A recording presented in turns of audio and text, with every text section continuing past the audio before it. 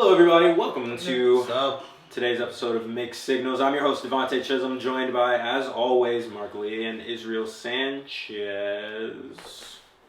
I don't know why I dragged it out. That's my name. That's definitely my name. I don't know why I dragged it out and put a question mark at the end of it. But is that your last name? Yeah, it's my last name.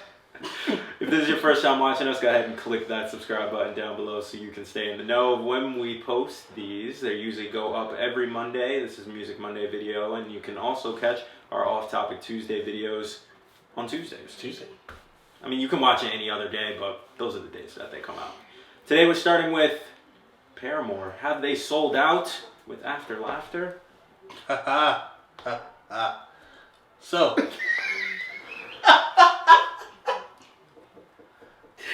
You were so Will Smith right there. Yeah, we're so Will Smith right there. So, if you listen to this album and you think that they haven't sold out, I don't know what you're on. Because they definitely sold out this album. More, but how have they sold out more than self-titled? How? Because I think on self-titled, I think, even though it was dope, Ain't It Fun, like a song like that, Ain't It Fun and Still Into You were sellout songs. Yeah, they basically just made a whole entire album of that, just with After Laughter. Okay. I feel like with self-titled, they were basically throwing, not even that, like basically throwing... Well, not even throwing. Just throwing everything at the wall, see what's stuck, and those are the songs that Those are the songs that stuck. They even won a Grammy, right? For Ain't It Fun. And there was a lot of like paying homage to old albums, like there was paying homage to Riot. Just like basically putting a big nostalgia factor in there. But with this one, moves away from all of it. Yeah, this one moves away from everything. It's like whatever you thought we were, it's like no, we're not that anymore. We're basically a new band. Yeah, I mean, and they are. They may have the same people, missing 2 people now still, but they are a different band. Selling out.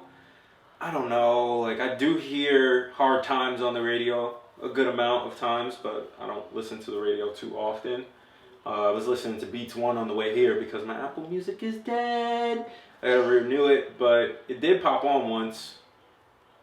But I don't know. Because I really want to disagree with you. You don't know how bad I want to disagree with you. You don't understand. It's boiling inside of me, but... I disagree. They're playing Madison Square Garden. I'm messing up at everything today. I shouldn't have said subscribe at the beginning of the video because now you're probably gonna click unsubscribe because I'm professional. Don't do it. But they're playing Radio City Music Hall. Radio City. And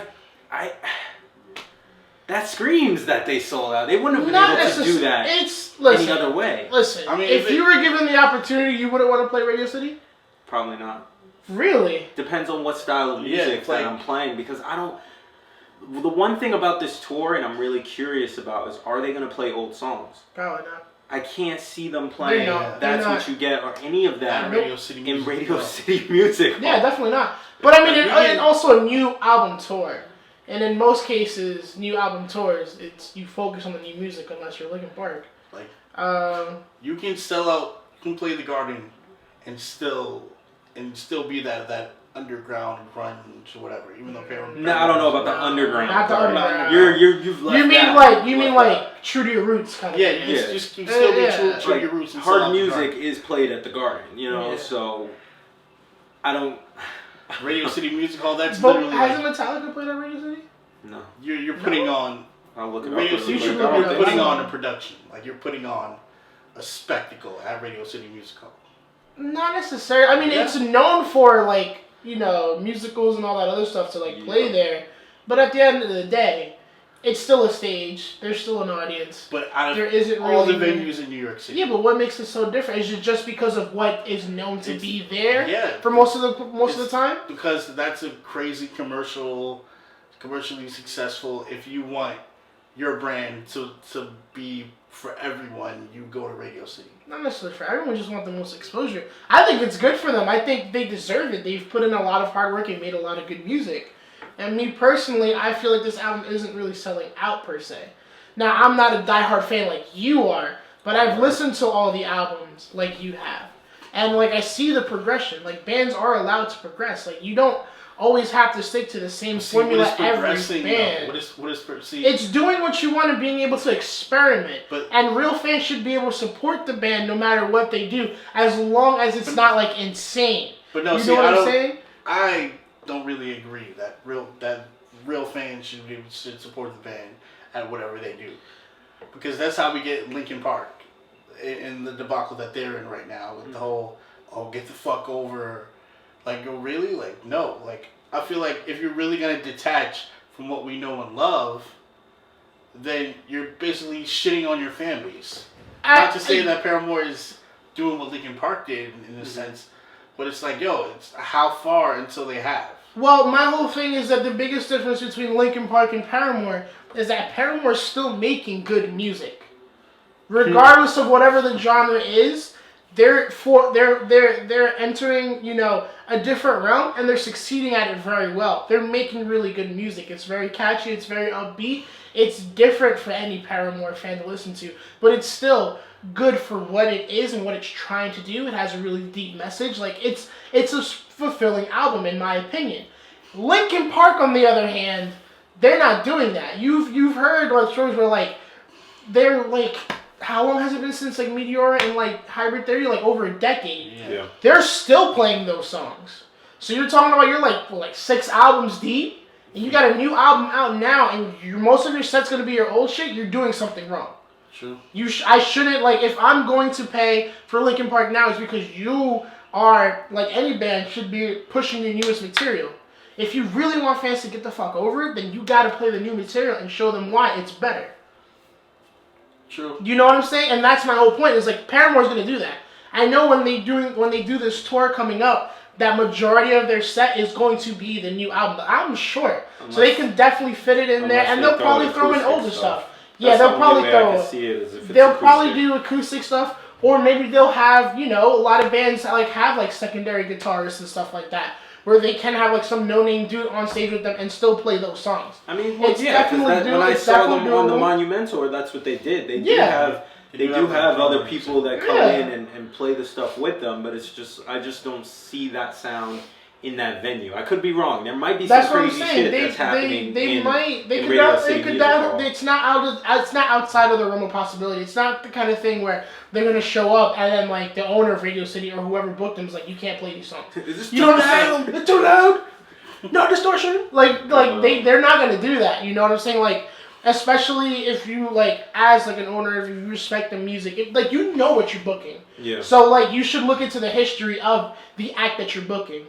I can't, sit here and book a band like Meshuggah or whatever, some heavy shit, and just have them you can't play none of that. Can't do it. No, you know what I'm saying? Yeah. So I think that's my whole thing of this is I don't think they're selling out. I think they're trying a new venture, and it's working out for them.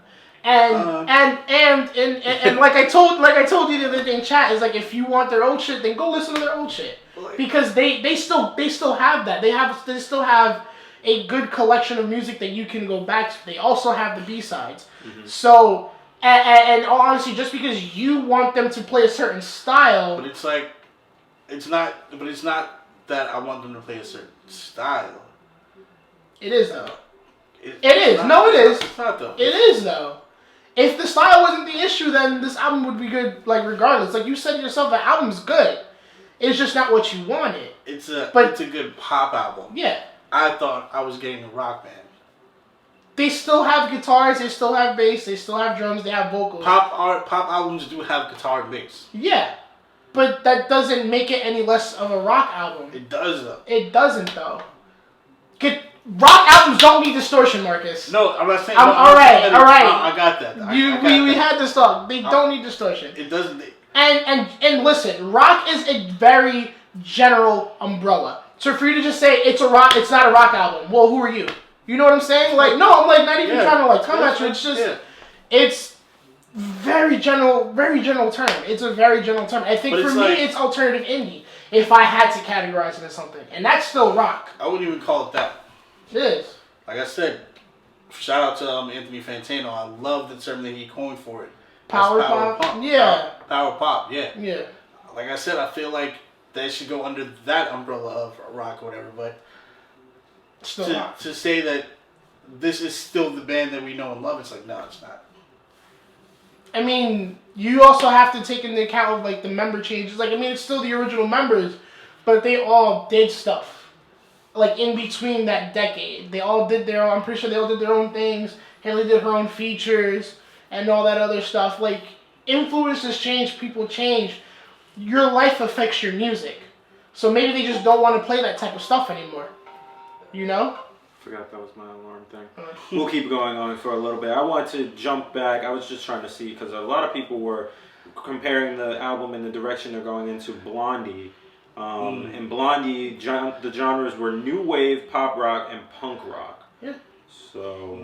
And the album's extremely 80s. Like another thing I want to jump back to is a point you were making about how if you're a true fan, you should just stick with it. I'm on his side with it. Mm-hmm. You sign up for one thing. Mm-hmm. Like you may over time grow to love the members as people or whatever. Yeah. But you sign up for a certain style. Mm-hmm. And unless their transfer into a different style suits what you like to listen to, then it has nothing to do with whether you're a true fan or not. It's just they've moved on without you. Yeah. It's better, like they broke up with you, like he kind of said. They're leaving you behind. They're leaving that part of the fan base behind. When I started listening to Fall Out Boy, I signed up for a specific thing. And when they moved into whatever they're doing right now, I didn't sign up for that. I get it. I totally get it. At the same time, though, don't dismiss it. Like, give it a chance. Like, as a fan, be open to it and listen to it. If you like it, cool. If you don't, then fine. Then it's not for you. I feel that way about a lot of bands too. Like, I totally get it. But like, me saying that it's a really good pop album. That is me in a sense, kind of warming up to it. Mm-hmm. But like, I just hate when bands totally change their sound and they put it under the guise as progressing or evolving, because the literal definition of evolving is tiny insignificant changes to develop into greater changes over time. Mm-hmm. This isn't, if you look at where they started and where they are now, this isn't really getting greater over time. This isn't really tiny. But they've been incorporating cleaner stuff. No, they've been incorporating cleaner stuff as the albums go on. They've been selling out as the albums go on. No, actually, no. Only just these last two. Only just these last two. So you're gonna forget about Decode? What do you mean, Decode? What? Like in the sense of selling out. In the sense of selling out, it was a main song for a movie. You're not gonna tell me that's not selling out? Not it's exactly. Still, it was still in their style, though. It's still in their style, but I'm just talking about selling out. Period. Selling out generally means you do something for the masses to commercialize yourself, to make yourself bigger, as you said. True. And if that's not the push, especially with one of the movies that like blew the fuck up, which is one of your favorite movies of all time, right? Was that for the first one, the song? No, that was the second one, right? Yeah. Oh, yeah, Decode was for the second Twilight. Okay. But that's the whole thing. It's still transcending them to a level. So that's why I don't see Radio City Music Hall as a big deal, because when Decode came out, that's when they. But no, see, whether they did it for the movie or not, it was still in there. It was still in there. No, I get it, but I'm not talking about the genre or anything. I'm just talking about the whole term of selling out. Period. Yeah. I mean, I don't think because even then they sold out when they put their music in Rock Band and Guitar Hero. No, but see, that's the thing. I don't think selling out is doing something to reach a broader fan base. Okay. I think selling out is changing your style, and sound to appeal to a broader fan base. Okay. Yeah. So then radio. I'm not one of those fans that's like, so you're more popular now, more people like you. You suck. Like, no. Yeah. But so then Radio City shouldn't be a big deal. Radio City is a big deal to me just because it proves how far away from their old track that they've gone. Because like we've already discussed, we have a big feeling that they aren't going to play any of their old songs at Radio City. So that's the only reason it's shocking. It's like you don't. Wait, who are they touring with? Best Coast. Oh yeah. So you don't. That's a really weird pick. You just don't automatically think back to when you first heard Paramore. Yeah. Would you have ever thought them playing at Radio City Music Hall? I definitely didn't. Nah, I didn't. And honestly. even at the announcement of this tour, I was just like, oh, cool, they're playing in New York. Yeah. And the list of venues started going through my head. Never did that one pop up. I would have thought like Terminal 5 or Irving Madison. Plaza, Hammerstein Ballroom, any of those. No, I get it. Feel like they suit what they were doing, but then all of a sudden it's just like Radio City Music. What? Yeah. Really? That's so crazy. Like that's the thing. It's like I get it at the same time. Again, it's like when you look at the steps of like how they push themselves and just all the big power moves that they did. Like, it's not like, oh my god. Like again, it's definitely not impossible because they did it. Mm-hmm. You know, so for them, you know, big ups to them because not every band plays there. Yeah. Not every bands. Period. That's, like, really that's the first time I ever saw it on a tour for any band that I like. So that because it could be one. I researched Metallica. Nothing, right? They did play at Radio City in Anaheim. It's not Radio City it's Music Hall, but still it's Radio City. But it was a Radio City. But like it could also be something we don't take into account of just just people warming up to that, or like the owners of whoever Radio City is like. Mm-hmm. Trying to allow more types of music and just being more open to. That could be a factor. And just for reference, also playing there is Harry Styles. I'm not surprised. That's definitely like... So it's just like, that's what I'm saying. It's like, you can see how far to the left they went. Yeah. Even though I went to the right with my hand. But you can see just how far they went over because they're playing there with Harry Styles and Hans Zimmer. I want to go to that Hans Zimmer show. Yeah, that's pretty cool. You know who Hans Zimmer is? Soundtrack for Star Wars? Ooh, no, boy. It's Batman. Oh, boy. Shit. Batman trilogy. Not a Star Wars fan. Now you kind of got me questioning whether he did any of the music at all for the newest one, though. I wouldn't be surprised. He's really popular. But yeah, he's Batman, Inception, Interstellar, Black Hawk Down, Man of Steel, Kung Fu Panda. What? I think he did games too, right? I think so. Yeah. Sherlock Holmes. But like that's just the point I'm trying to make. I don't think they sold out. I just think they tried something new and it worked for them. Mm-hmm. I think it's. But at the end of the day, they are leaving. Their old fans, but fans. some of their fans behind. Yeah, Because no, I think a good chunk. I'm following. I am too. I think it's a very. I'm like a bandwagoner, like the people who follow LeBron around no matter what team he's on. Like that's what I'm doing. Just following Haley, whatever she does. I'm not saying that I can't be one back. It all depends on what this. I'm on to the next one. I'm on to the next album. What are they gonna do for the next project? EDM. Silence. I mean sirens. No silence. Just nothing. Pootie Tang. Yeah. Haley leaves. Ice JJ Fish takes her place. Oh god. No, Riff Raff takes her place. Bro. Riff Raff really wants to be in a rock band. But alright, that's all we have time for on this video. Thank you for watching as always. Hit the like button, drop a comment down below saying who you agree with, because it was mainly them two really going at it. So is Paramore selling out? Are they leaving their fans behind? What do you think of the new album After Laughter? And that's about it. Thanks for watching.